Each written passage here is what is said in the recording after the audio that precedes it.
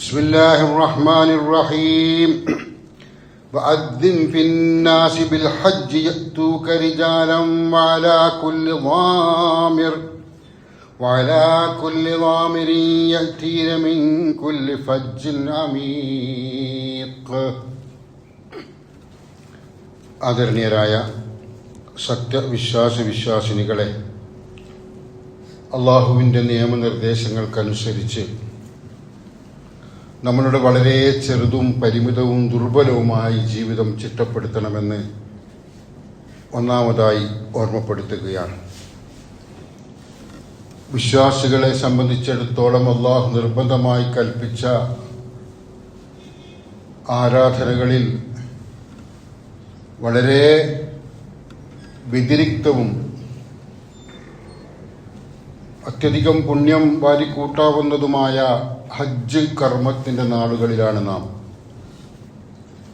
ലോകത്തിൻ്റെ വിവിധ ഭാഗങ്ങളിൽ നിന്നും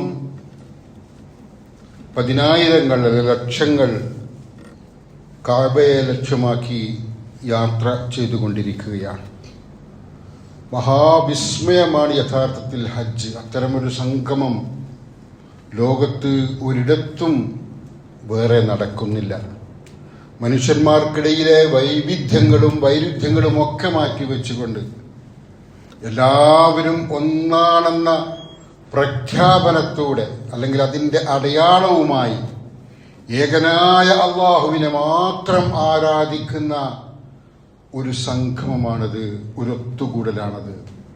അവിടെ അവരുടെ ഭാഷക്ക്, അവരുടെ നിറത്തിന്, അവരുടെ സ്വഭാവത്തിന്, അവരുടെ പദവികൾക്ക് ഒന്നും ഒരു സ്ഥാനവുമില്ല. എല്ലാവരും ഒരുപോലെയാണ്. ഇല്ലാ ബിത്തഖ്വാ എന്ന് ഖുർആൻ പറഞ്ഞതുപോലെ അവിടെ ഏറ്റവും സൂക്ഷ്മതയുള്ളവൻ ആരാണോ അവനാണ് അവിടെ ഏറ്റവും ഉയർന്നു നിൽക്കുന്നത്. ചിലപ്പോൾ അവൻ്റെ നിറം നമുക്ക് ഇഷ്ടപ്പെട്ടില്ലായിരിക്കാം, അവൻ്റെ ഭാഷയോട് നമുക്ക് താല്പര്യമില്ലായിരിക്കാം, അവനെ നമ്മൾ അഗണ്യ കോടിയിൽ തള്ളിയതായിരിക്കാം. പക്ഷേ അള്ളാഹുവിൻ്റെ അടുക്കൽ അവനായിരിക്കും ഉന്നത സ്ഥാനം. തഖ്വയാണ് അവിടെ പ്രധാനം. അങ്ങനെ ഒരു വലിയ സംഗമം ഇതാ നടക്കാൻ പോവുകയാണ്. ഒരേ വേഷമാണ്, ഒരേ ചിന്തയാണ്, ഒരേ വാക്കുകളാണ് ഉച്ചരിക്കുന്നത്, ഒരേ കർമ്മങ്ങളാണ് നിർവഹിക്കുന്നത്, ഒരേ ലക്ഷ്യമാണ് എല്ലാവർക്കും. ഇത്തരത്തിലൊരു സംഗമം ലോകത്തൊരിടത്തും വർഷം തോറും മക്കയിൽ കാബയിൽ നടക്കുന്നതല്ലാതെ നടക്കുന്നേ ഇല്ല. മാനവികതയുടെ വിളംബരം കൊട്ടിഘോഷിക്കുന്ന, മനുഷ്യരൊക്കെയും ഒന്നാണെന്ന് പ്രഖ്യാപിക്കുന്നവർക്ക് പോലും ഇത്തരത്തിൽ ഒരു ഐക്യപ്പെടലിന്റെ, ഒരു സ്നേഹച്ചാർത്ത് നിറഞ്ഞൊഴുകുന്നതിന്റെ ഒരു രൂപവും ഒരു തെളിവും കാണിച്ചു തരാനില്ല ഇസ്ലാമിനല്ലാതെ.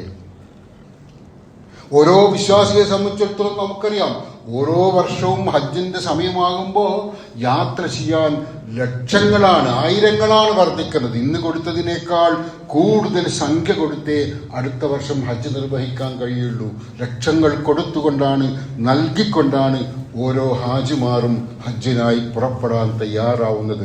തന്നേക്കാൾ, തൻ്റെ സ്വത്തിനേക്കാൾ, തൻ്റെ സമ്പാദ്യത്തെക്കാൾ, തൻ്റെ മറ്റിഷ്ടങ്ങളെക്കാളൊക്കെ തന്നെ അള്ളാഹു എന്നെ ഇഷ്ടപ്പെടണമെന്ന ചിന്തയാണ് വിശ്വാസിയെ സ്വാധീനിക്കുന്നത്.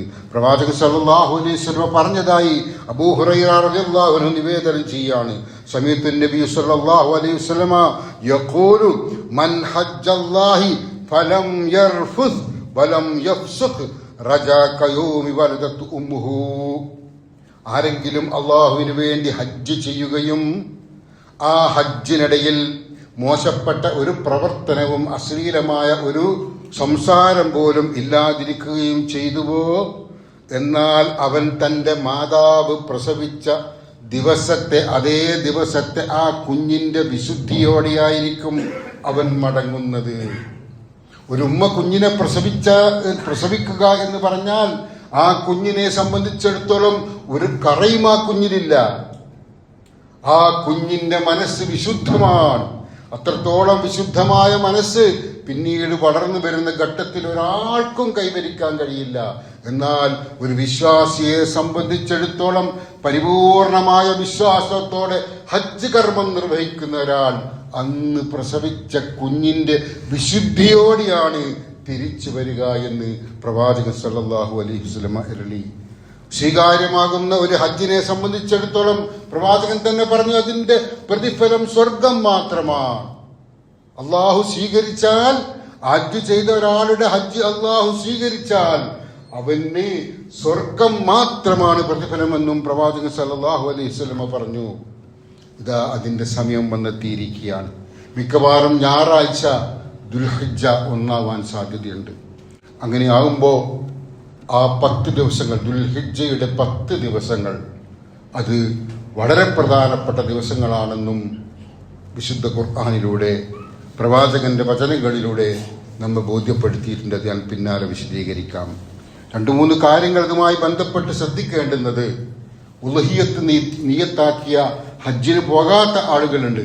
ഇവിടെ ഇരിക്കുന്ന ആളുകൾ പലരും, അവരെ സംബന്ധിച്ചിടത്തോളം ദുൽഹിജ്ജ പിറന്നു കഴിഞ്ഞാൽ ഉളുഹിയ്യത്തിന് നിയത്താക്കിയവർ അവരുടെ നഖം മുറിക്കാൻ പാടില്ല, മുടി വെട്ടാൻ, കളയാൻ, മുറിക്കാൻ പാടില്ല. ഇതൊക്കെയും പ്രത്യേകം ശ്രദ്ധിക്കേണ്ടതാണ്. അറബ് കഴിഞ്ഞതിന് ശേഷമേ അതൊക്കെയും നിർവഹിക്കാവൂ എന്ന് നാം പ്രത്യേകം ശ്രദ്ധിക്കണം. ഞായറാഴ്ച 1-ാം തീയതി ദുൽഹിജ്ജ 1 മിക്കവാറും മെയ് 26-നായിരിക്കും ദുൽഹിജ്ജ 10 അഥവാ ബലി പെരുന്നാൾ. ദുൽഹിജ്ജ 8-നാണ് ഹജ്ജിന്റെ കർമ്മങ്ങൾ തുടങ്ങുന്നത്. ഈ 13 വരെയുള്ള 6 ദിവസങ്ങളിലാണ് ഹജ്ജ് കർമ്മം നിർവഹിക്കപ്പെടുന്നത്. വിശുദ്ധ ഖുർആൻ സൂറത്തുൽ ഹജ്ജിൽ പറയുന്നു, ഇത് ബവ്വഇനാലി ഇബ്രാഹീമ മക്കാനൽ ബൈത്തി അല്ലാ തുശ്രിക് ബി ശൈഅൻ വതഹിർ ബൈതിയ ലിത്വാഇഫീന വൽഖായിമീന വറുക്കഇസ് സുജൂദ്. ഇബ്രാഹീമിന് ആ ഭവനത്തിന്റെ അഥവാ കഅബയുടെ സ്ഥാനം നാം സൗകര്യപ്പെടുത്തി കൊടുത്ത സന്ദർഭം. എന്നിട്ട് അള്ളാഹു പറയുകയാണ്, ഒരു വസ്തുവേയും എന്നോട് പങ്കു ചേർക്കരുത്. അള്ളാഹുവിൽ ശിർക്ക് ചെയ്യുന്ന, പങ്കു ചേർക്കുന്ന ഒരവസ്ഥ ഇല്ലാതിരിക്കാനും, തവാഫ് ചെയ്യുന്നവർക്ക് വേണ്ടിയും നിന്നുകൊണ്ടും കുമ്പിട്ടുകൊണ്ടും സാഷ്ടാംഗം ചെയ്തുകൊണ്ടും പ്രാർത്ഥിക്കുന്നവർക്ക് വേണ്ടിയും എന്റെ ഭവനം ശുദ്ധമാക്കി വെക്കണം, അഥവാ കഅബ ശുദ്ധമാക്കി വെക്കണം. ഹജ്ജിന്റെ മഹനീയമായ ദൗത്യം വർഷം തോറും നിർവഹിക്കേണ്ടുന്ന ഈ കേന്ദ്രം വിശുദ്ധമായിരിക്കണം. വിശുദ്ധമാണത്. അവിടെ നിർവഹിക്കേണ്ടത് അള്ളാഹുവിൽ പങ്കു ചേർക്കാത്ത മാനസികാവസ്ഥയുള്ള വിശ്വാസത്തിന്റെ വിപുലീകരണം നേടിയെടുത്ത വ്യക്തിത്വങ്ങളുടെ സമ്മേളനമാണ്. അവർക്ക് അള്ളാഹുവിന് പുറമെ മറ്റൊന്നിനെയും വിളിച്ച് പ്രാർത്ഥിക്കാനോ ആരാധിക്കാനോ അഭൗതികമായ രീതിയിൽ സഹായങ്ങൾ ലഭിക്കുമെന്ന പ്രതീക്ഷയിൽ വിശ്വാസം ആ രീതിയിൽ തെറ്റായ രീതിയിൽ മഴങ്ങിപ്പോകുന്ന സ്വഭാവത്തിന്റെയോ വിശ്വാസത്തിന്റെയോ ഉടമകളാവരുത്. അവർ അള്ളാഹുവിനെ മാത്രം പ്രാർത്ഥിക്കുന്ന വിശുദ്ധമായ തൗഹീദ് ഉൾക്കൊണ്ട ശിർക്കിന്റെ ലാഞ്ചന പോലും ഇല്ലാത്തവരായിരിക്കണം. അവിടെ ചെല്ലുന്നവർക്ക് തവാഫ് ചെയ്യാൻ കഴിയണം. അവർ കുനിഞ്ഞും സാഷ്ടാംഗം ചെയ്തും നിന്നുകൊണ്ട് അള്ളാഹുവിന് വേണ്ടി പ്രാർത്ഥിക്കുന്നവരും ആയിരിക്കും. ഖുർആൻ തുടരുകയാണ്, വഅദ്ദിം ഫിന്നാസി ബിൽ ഹജ്ജി യഅതൂക റിജാലൻ വഅലാ കുല്ലി ളാമിരിൻ യഅതീന മിൻ കുല്ലി ഫജ്ജിൻ അമീഖ്.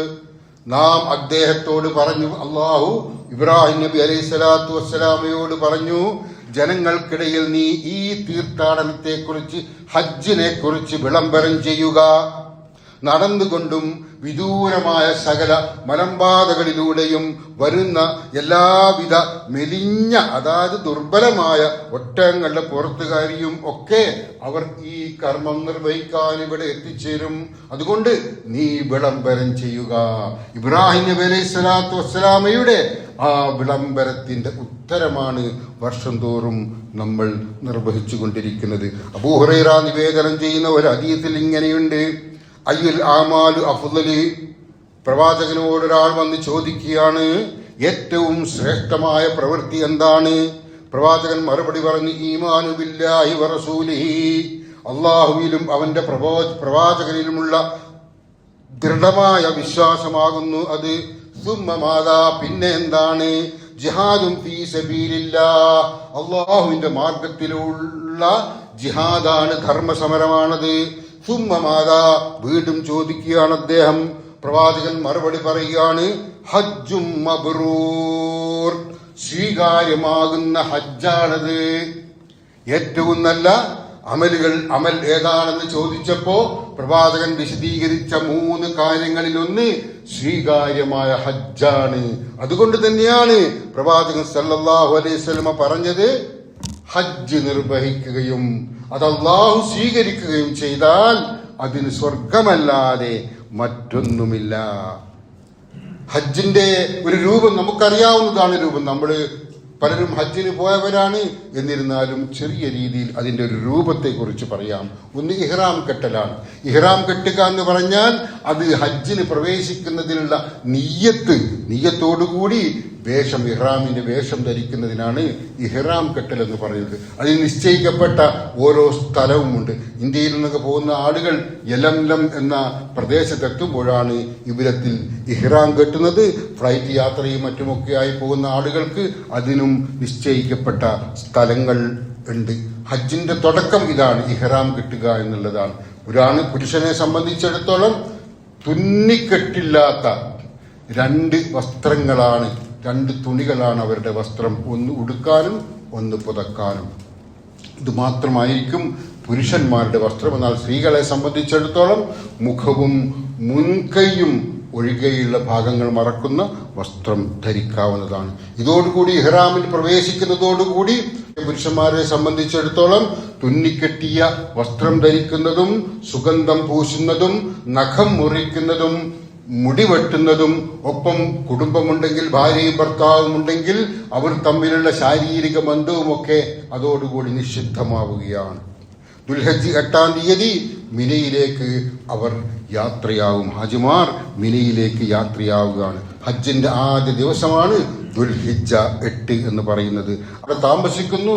അവിടെ പ്രാർത്ഥനകളും ദിക്റുകളും ഒക്കെ ആയിട്ടാണ് അവിടെ അവർ താമസിക്കുക. പിറ്റേന്ന് ദുൽഹിജ്ജ 9. പ്രവാചകൻ സല്ലല്ലാഹു അലൈഹി വസല്ലം പറഞ്ഞു, അൽ ഹജ്ജു അറഫ. ഹജ്ജ് എന്നാൽ അറഫയാണ്. അറഫ എന്ന മഹാസംഗമം നടക്കുന്ന ദിവസമാണ് ദുൽഹിജ്ജ 9. ഹജ്ജിന്റെ ഏറ്റവും പ്രധാനപ്പെട്ട ഒരു ഘടകമാണിത്. ഉച്ച മുതൽ സന്ധ്യ വരെ അറഫ പ്രദേശത്ത് ഹാജിമാർ സമ്മേളിച്ചുകൊണ്ട് പ്രാർത്ഥനാനിരതരാകുന്ന ആ ഒത്തുകൂടലാണ് അവിടെ നിർവഹിക്കപ്പെടുന്നത്. അതിനാണ് അറഫ സംഗമം എന്ന് പറയുന്നത്. അന്ന് രാത്രി ദുൽഹജ്ജ് 9 രാത്രി സന്ധ്യയ്ക്ക് ശേഷം അവിടെ നിന്ന് തിരിച്ച് മുസ്ദലിഫയിൽ വന്ന് അവിടെ രാപ്പാർക്കുന്നു. മുസ്ദലിഫയിൽ വന്ന് അവിടെ രാപ്പാർക്കാണ്, അവിടെ ഒന്ന് ഉറങ്ങണം. മുസ്ദലിഫ എന്ന് പറഞ്ഞാൽ നല്ല ബെഡും നല്ല ടെന്റും നല്ല കെട്ടിടവും ഒക്കെ ഉള്ള സ്ഥലമല്ല. അതൊരു തെരുവ് പോലെയാണ്. ഒരു റോഡിനരികിൽ പലരും കിടന്നിറങ്ങി നമ്മൾ കാണാറില്ലേ എന്നതുപോലെ ഒരു യാത്രക്കിടയിൽ മിനയിൽ നിന്ന് അറഫയിൽ പോയി അറഫയിൽ നിന്ന് തിരിച്ചു വരികയാണ്. ആ യാത്രക്കിടയിലുള്ള ഒരു വിശ്രമ കേന്ദ്രമാണ് മുസ്ദലിഫ. അവിടെ കിട്ടിയ സ്ഥലത്ത് അല്പം കിടന്നുറങ്ങുക, അവിടെ വിശ്രമിക്കുക. പിറ്റേന്ന് പുലർച്ചെ അവിടെ നിന്ന് പോയിട്ട് ജംറത്തുൽ അഖബയിൽ, മിനയിലുള്ള ജംറത്തുൽ അഖബയിൽ കല്ലെറിയണം. ഈ മുസ്ദലിഫയിൽ താപ്പാർക്കുന്ന സമയത്ത് ജംറയിൽ കല്ലെറിയാനുള്ള കല്ലുകൾ ശേഖരിച്ചു വെക്കുകയും ചെയ്യും. കല്ലെറിയുകയും ശേഷം ബലിയർപ്പിക്കുകയും മുടി കളയുകയും ചെയ്യുന്നു. മുടി കളയുകയോ മുടി മുറിക്കുകയോ ചെയ്യുന്നു. ആണുങ്ങളെ സംബന്ധിച്ചിടത്തോളം മുടി കളയലാണ് ഏറ്റവും ഉത്തമം. ഇനി മുടി മുറിക്കുന്നതും അനുവദനീയമാണ്. സ്ത്രീകളെ സംബന്ധിച്ചിടത്തോളം അവരുടെ മുടിയുടെ അല്പഭാഗം കട്ട് ചെയ്ത് നീക്കുക എന്നുള്ളതുമാണ് ആ കർമ്മത്തിന്റെ ഭാഗം. അതോടുകൂടി 1-ാം തഹല്ലുൽ അവസാനിക്കുന്നു. ഇതോടുകൂടി പിന്നെ അവരെ സംബന്ധിച്ചിടത്തോളം അവർക്ക് തുന്നിക്കെട്ടിയ വസ്ത്രം ധരിക്കാം, അവർക്ക് സുഗന്ധം പൂശാം, അവർക്ക് നഖം വെട്ടാം. മുടി മുറിക്കുന്ന കർമ്മം ഇടതോടുകൂടി നിർവഹിക്കപ്പെട്ടവർ കഴിഞ്ഞതോടി മുടി നീക്കം ചെയ്യുന്നതിനും അനുവദനീയമായിരിക്കുന്നു. അത് കഴിഞ്ഞ ശേഷമാണ് അവർ പെരുന്നാൾ ദിവസം ദുൽഹജ്ജ് 10-നാണ് മുസ്ദലിഫയിൽ നിന്നും അവർ തിരിച്ചു പോവേണ്ടത്. ആ യാത്രയിലാണ് ജംറയിൽ കല്ലെറിയേണ്ടത്. അതിനുശേഷമാണ് ബലിയർ നടത്തേണ്ടത്. അതിനുശേഷമാണ് മുടി നീക്കേണ്ടത്. ഇതിനുശേഷമാണ് ഞാൻ ഈ പറഞ്ഞ രീതിയിൽ തുന്നിക്കെട്ടിയ വസ്ത്രം ധരിക്കാവുന്നതും നേരത്തെ നിഷിദ്ധമായ പല കാര്യങ്ങളും അനുവദീയമാക്കപ്പെടുന്നതും. അതിനുശേഷം ബലി പെരുന്നാൾ ദിവസമാണ്. അവരെ സംബന്ധിച്ചിടത്തോളം പിന്നെ തവാഫുൽ ഇഫാദ, അതായത് മക്കയിൽ കാബയിലെത്തി ആദ്യത്തെ തവാഫ് നിർവഹിക്കണം. 7 വട്ടം കാബയെ പ്രദക്ഷിണം ചെയ്യുക എന്നുള്ളതാണ് തവാഫ്. ശേഷം സഫ മർവക്കിടയിലുള്ള നടത്തവും സായി എന്നാണ് അതിന് പറയുന്നത്. ഈ കർമ്മങ്ങൾ കൂടി നിർവഹിക്കുന്നതോടുകൂടി ഇഹ്റാമിൽ നിന്ന് പരിപൂർണമായും അവർക്ക് പുറത്തു വരാൻ കഴിയുന്നു. എന്നാൽ ഇനിയുമുണ്ട് 3 ദിവസങ്ങൾ കൂടി. അതിനുശേഷമുള്ള അയ്യാമുത്ത ശരീഫ് ദുൽഹിജ്ജ 11, 12, 13 ദിവസങ്ങളിലായിട്ട് മിനയിൽ പോയി താമസിക്കുകയും അവിടെ നിന്ന് തിരിച്ചു വന്ന് മിനയിൽ തന്നെയുള്ള 3 ജംറകളിലും കല്ലേറ് നടത്തുകയും ചെയ്യേണ്ടതുണ്ട്. അതും കഴിഞ്ഞ അവസാനത്തിൽ 13 വരെ നിൽക്കാമെങ്കിലും 12നും ഹജ്ജ് പൂർത്തിയാക്കി തിരിച്ചു വരാവുന്നതാണ്. അങ്ങനെ വരുന്ന സന്ദർഭത്തിൽ ഏറ്റവും ഒടുവിലായി തവാഫുൽ വിദാ, കഅബയിൽ അവസാനമായി ഒരു തവാഫ് കൂടി നിർവഹിക്കുന്നതോടുകൂടി ഹജ്ജ് കർമ്മം പൂർത്തിയാകുന്നു. ജീവിതത്തിൽ വന്നുപോയ പാളിച്ചകളൊക്കെ തിരുത്താനുള്ള വലിയൊരു അവസരമായിട്ടാണ് വിശുദ്ധ ഖുർആൻ ഇതിനെക്കുറിച്ച് വിശദീകരിച്ചിരിക്കുന്നത്, പ്രവാചകൻ സല്ലല്ലാഹു അലൈഹി വസല്ലമ പഠിപ്പിച്ചിരിക്കുന്നത്. ഈ മഹനീയമായ കർമ്മം നിർവഹിക്കാൻ കഴിയാതെ പോയ ആരെങ്കിലും ഉണ്ടെങ്കിൽ അതുമായി ബന്ധപ്പെട്ട കാര്യങ്ങൾക്ക് വേണ്ടി ഒരുങ്ങണം എന്ന് സൂചിപ്പിക്കുകയാണ്. പ്രിയപ്പെട്ടവരെ, വിശുദ്ധ ഖുർആൻ സൂറത്തുൽ ഫജ്ർ നമുക്കറിയാം, വൽ ഫജ്ർ വലയാലിൻ അശ്ർ, പ്രഭാതത്തെ കൊണ്ട് പുലരിയെ കൊണ്ട് സത്യം ചെയ്തുകൊണ്ട് വിശുദ്ധ ഖുർആൻ പറയാണ് വലയാലിൻ അശ്ർ, 10 രാവുകൾ തന്നെയാണ് സത്യം. ഈ 10 രാവുകൾ ഏതാണ് എന്ന് മുഫസ്സിറുകൾ വിശദീകരിക്കുന്നത് ദുൽഹിജ്ജ മാസത്തിലെ ആദ്യത്തെ 1 മുതൽ 10 വരെയുള്ള ദിവസങ്ങളാണ് എന്നുള്ളതാണ്. ഈ ദുൽഹജ്ജ് 1 മുതൽ 10 വരെയുള്ള ദിവസങ്ങളിൽ ദുൽഹജ്ജ് 9-നുള്ള അറഫ നോമ്പുണ്ട്. ഇതിനിടയിൽ ദാനധർമ്മം നിർവഹിക്കണം, സക്കാത്തിന്റെ ഒരു ഭാഗമായുള്ള കാര്യങ്ങൾ നിർവഹിക്കപ്പെടുന്നുണ്ട്, നമസ്കാരം നിർവഹിക്കുന്നുണ്ട്, ഫർദ് നമസ്കാരങ്ങൾ നമ്മൾ നിർവഹിച്ചു കൊണ്ടേയിരിക്കേണ്ടതുണ്ട്. അതുപോലെ ഹജ്ജും വരുന്നുണ്ട്. അതുകൊണ്ട് തന്നെ ഇസ്ലാം പഠിപ്പിച്ച 5 സ്തംഭങ്ങളിൽ ഏതാണ്ടെല്ലാം ഒത്തുകൂടുന്ന ദിവസങ്ങളാണ് ഈ 10 ദിവസങ്ങൾ. അതുകൊണ്ട് തന്നെ ഈ 10 ദിവസങ്ങളെ സത്യപ്പെടുത്തിക്കൊണ്ട് ഖുർആൻ പറയുന്നു എന്ന് പറയുമ്പോൾ ആ 10 ദിവസങ്ങൾ വളരെ പ്രസക്തമാണ്, വളരെ പ്രതിഫലാർഹമാണ് എന്ന് കൂടി നാം മനസ്സിലാക്കുക. പ്രവാചകൻ സല്ലല്ലാഹു അലൈഹി വസല്ലം പറഞ്ഞു, മാമിൻ അയ്യാമിൽ അമലു സാലിഹു ഫീഹാ അഹബ്ബു ഇലല്ലാഹി മിൻ ഹാദിഹിൽ അയ്യാം. ദുൽഹജ്ജ് ആദ്യ 10 ദിവസങ്ങളിൽ ചെയ്യുന്ന സൽക്കർമ്മങ്ങളെക്കാൾ അള്ളാഹുവിന് ഏറ്റവും പ്രിയപ്പെട്ട മറ്റൊരു കർമ്മവും ഇല്ല. അള്ളാഹുവിന് പ്രിയപ്പെട്ട ഇഷ്ടപ്പെട്ട മറ്റൊരു കർമ്മവും ഇല്ല ദുൽഹജ്ജ് 1 മുതൽ 10 വരെ നിർവഹിക്കുന്ന കർമ്മങ്ങളെക്കാൾ. ഇപ്പൊ പ്രത്യേകിച്ച് വല്ല കർമ്മവുമുണ്ടോ? ഒന്നുമില്ല. അവിടെ നമ്മൾ നിർവഹിക്കേണ്ടത് തൗബ ചെയ്തുകൊണ്ടിരിക്കുക, പശ്ചാത്തപിച്ചു കൊണ്ടിരിക്കുക, അള്ളാഹുവിന് സ്തുതികീർത്തനങ്ങൾ അർപ്പിച്ചുകൊണ്ടിരിക്കുക, അള്ളാഹുവിന്റെ ഗ്രന്ഥം വിശുദ്ധ ഖുർആൻ പഠിക്കുകയും പാരായണം ചെയ്തും കൊണ്ടേയിരിക്കുക, നമ്മൾ പാപമോചനം നിർത്തിക്കൊണ്ടിരിക്കുക, തഹജ്ജുദ് നമസ്കാരം കൂടുതൽ ശക്തിയോടെ എന്ന് വെച്ചാൽ കൂടുതൽ ഇഖ്ലാസോടെ നിർവഹിക്കുകയും അതിനുശേഷം പുലർച്ചെ ആ സമയത്ത് പരിസരം ഉറങ്ങുന്ന സമയത്ത് അള്ളാഹുവിനോട് കരഞ്ഞുകൊണ്ട് നമ്മൾക്ക് പ്രാർത്ഥിക്കാൻ കഴിഞ്ഞാൽ ആ പ്രാർത്ഥന അള്ളാഹു തട്ടിമാറ്റുകയില്ല. തഹജ്ജുദ് നമസ്കാരവും അതിനുശേഷമുള്ള പ്രാർത്ഥനയും കൃത്യതയോടെ സൂക്ഷ്മതയോടെ നിർവഹിക്കുക.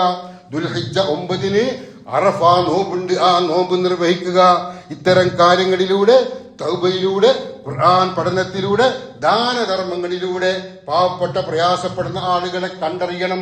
പ്രവാചകൻ സല്ലല്ലാഹു അലൈഹി വസല്ലം ഒരു സന്ദർഭത്തിൽ വിശദീകരിച്ചു, ഒരു മനുഷ്യൻ വാഹനത്തിൽ കയറുമ്പോ ആ മനുഷ്യനെ വാഹനത്തിൽ കയറാൻ സഹായിക്കുന്നതും ഒപ്പം ആ മനുഷ്യന്റെ കൈവശം വല്ല ചരക്കും വല്ല സാധനങ്ങളും ഉണ്ടെങ്കിൽ അതെടുത്ത് വാഹനത്തിൽ വെച്ചു കൊടുക്കുന്നത് പോലും ദാനധർമ്മമാണ്. ഒരു മനുഷ്യനെ സഹായിക്കുക, ഒരു ചെറിയ ബുദ്ധിമുട്ടുണ്ടാകുന്ന ആളെ പോലും സഹായിക്കുക എന്നുള്ളത് ദാനധർമ്മമാണ്, സദഖയാണ് എന്ന് പ്രവാചകൻ സല്ലല്ലാഹു അലൈഹി വസല്ലം വിശദീകരിച്ചു. പ്രിയപ്പെട്ടവരെ, അതുകൊണ്ട് ദാനധർമ്മങ്ങളിലൂടെ, ആരാധനകൾ നിർവഹിക്കുന്നതിലൂടെ ഏറ്റവും സൂക്ഷ്മമായ ഈ ദിവസങ്ങളെ ഏറ്റവും സൂക്ഷ്മമായ രീതിയിൽ കൈയാളാൻ വേണ്ടിയാണ് നാം ശ്രദ്ധിക്കേണ്ടത്.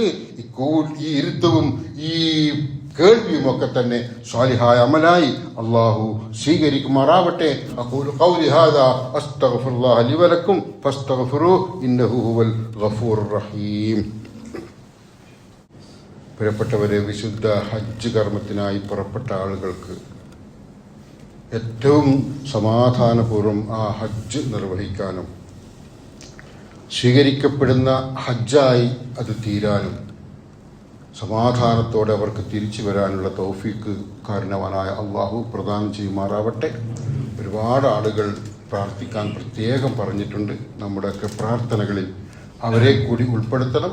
അവരിൽ പലരും നമുക്ക് വേണ്ടിയും അവിടെ വെച്ച് പ്രാർത്ഥിക്കുന്നതാണ് എന്ന് അറിയിച്ചിട്ടുണ്ട്. അള്ളാഹു ആ പ്രാർത്ഥനകളൊക്കെയും സ്വീകരിക്കുമാറാവട്ടെ. ഹജ്ജ് എന്നുള്ളതൊരു നേരത്തെ സൂചിപ്പിച്ചതുപോലെ ആവർത്തിക്കുകയാണ്. അത് ഒരു വിസ്മയമായ സംഗമമാണ്. നമ്മൾ കുടുംബ സംഗമം നടത്താറുണ്ട്. നമ്മൾ ഓരോ പാർട്ടിയുടെ മതത്തിൻ്റെ സംഘടനകളുടെയൊക്കെ സംഗമം നടത്താറുണ്ട്.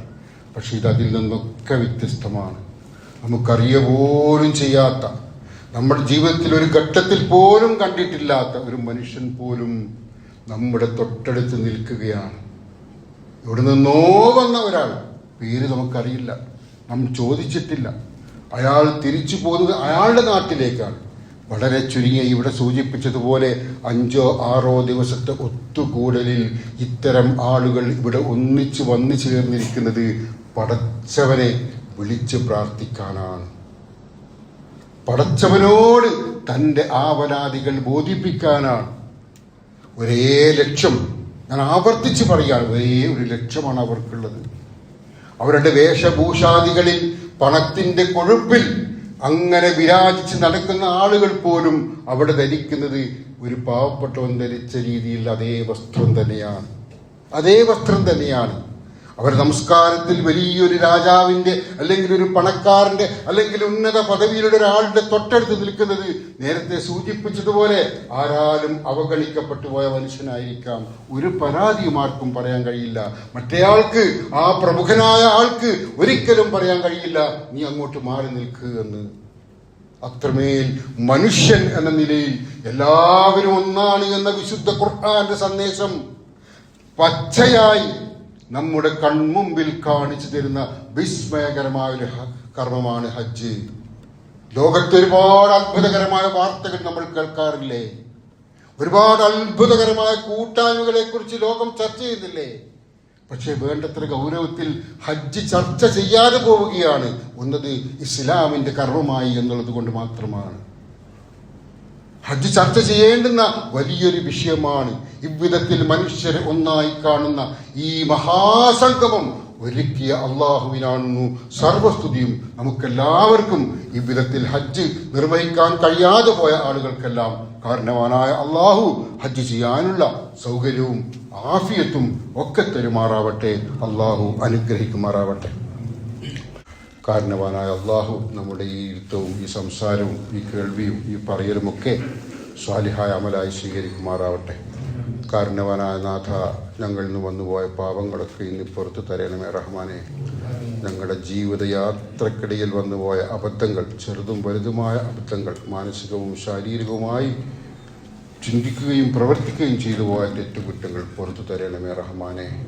ഞങ്ങൾ ദുർബലരാണ് റഹ്മാനെ. ഞങ്ങളുടെ ജീവിതത്തിലെ യാത്രയിൽ റബ്ബേ അബദ്ധങ്ങൾ വരാതെ സൂക്ഷ്മതയോടെ ജീവിക്കാനുള്ള തൗഫീക്ക് ഞങ്ങൾക്ക് നീ പ്രദാനം ചെയ്യണമേ റഹ്മാനെ. ലോകം ദ്രുതഗതിയിൽ എന്ന് പറയുക വളരെ പെട്ടെന്ന് വല്ലാത്ത വിസ്മയകരമായ വളർച്ച നേടിക്കൊണ്ടിരിക്കുകയാണ്. ഈ വളർച്ചയിൽ ഭയപ്പെടുത്തുന്ന ചില കാര്യങ്ങളിൽ മതവിശ്വാസം ആളുകളിൽ നിന്ന് നീങ്ങിപ്പോകുന്നു എന്നുള്ളതാണ്. റഹ്മാനായ റബ്ബേ, ഞങ്ങളിലും ഞങ്ങളുടെ മക്കളിലും ഞങ്ങളുടെ തലമുറകളിലും റബ്ബേ ഈ ഈമാനിൻ്റെ ഈ സത്യവിശ്വാസത്തിൻ്റെ കിരണങ്ങൾ നീ നിലനിർത്തി തരണമേ റഹ്മാനെ. സത്യവിശ്വാസികളായ ഞങ്ങൾക്കും ഞങ്ങളുടെ മക്കൾക്കും ഈ ദുനിയാവിൽ ജീവിക്കാനും ഈമാനോടുകൂടി മരിക്കാനുമുള്ള തൗഫീഖ് നീ ഞങ്ങൾക്ക് പ്രദാനം ചെയ്യണമേ റഹ്മാനെ. കടുത്ത പരീക്ഷണങ്ങളെ തൊട്ട് ഞങ്ങൾ നീ കാത്തുരക്ഷിക്കണമേ അല്ലാഹ്. മാറാരോഗങ്ങൾ, കടങ്ങൾ, അപകടങ്ങൾ, അപ്രതീക്ഷിതമായ ദുരന്തങ്ങൾ ഇവയെ തൊട്ടൊക്കെയും ഞങ്ങൾ നീ കാത്തുരക്ഷിക്കണമേ റഹ്മാനെ. ഞങ്ങളുടെ പ്രിയപ്പെട്ട മാതാപിതാക്കളിൽ പലരും, ബന്ധുമിത്രാദികളിൽ പലരും മാനസികമായും ശാരീരികമായും ഒക്കെ പ്രയാസത്തിലാണ്, രോഗങ്ങൾക്ക് കൊണ്ട് പ്രയാസപ്പെടുകയാണ് റഹ്മാനെ. അവരുടെ രോഗങ്ങൾ നീ ശിഫിയാക്കണമേ അല്ലാഹ്. അവരുടെ പ്രയാസങ്ങൾ നീ മാറ്റിക്കൊടുക്കണമേ റഹ്മാനെ. ഞങ്ങളുടെ പ്രിയപ്പെട്ട മാതാപിതാക്കളിൽ പലരും പരലോകത്തേക്ക് യാത്രയായിരിക്കാൻ റഹ്മാനെ. അവരുടെ പരലോക ജീവിതം നീ വെളിച്ചമാക്കി കൊടുക്കണമേ അല്ലാഹ്. അവർക്ക് നീ ആഖിറത്തിൽ വിശാലത നൽകുകയും സ്വർഗത്തിൽ ഞങ്ങളെയും അവരെയും നീ ഒരുമിച്ച് കൂട്ടിത്തരികയും ചെയ്യണമേ റഹ്മാനെ. റബ്ബുൽ ആലമീനായ തമ്പുരാനെ, ലോകത്തിൻ്റെ വിവിധ ഭാഗങ്ങളിൽ സത്യവിശ്വാസികൾ കഠിനമായ പ്രയാസം നേരിട്ട് കൊണ്ടിരിക്കുന്നു, പരീക്ഷണത്തിന് വിധേയരായിക്കൊണ്ടിരിക്കുന്നു. റബ്ബെ, അവർക്ക് നീ തുണയേകണമേ നാഥ, അവരെ നീ സംരക്ഷിക്കണമേ റഹ്മാനെ, അവരെയും ഞങ്ങളെയും നീ സുരക്ഷിതരാക്കണമേ റഹ്മാനെ. اللهم اغفر للمؤمنين والمؤمنات والمسلمين والمسلمات الأحياء منهم والأموات إنك مجيب الدعوات ويا قاضي الحاجات. ربنا لا تزغ قلوبنا بعد إذ هديتنا وهب لنا من لدنك رحمة إنك أنت الوهاب. اللهم أجرنا من النار، اللهم أجرنا من النار، اللهم أجرنا من النار. ربنا آتنا في الدنيا حسنة وفي الآخرة حسنة وقنا عذاب النار.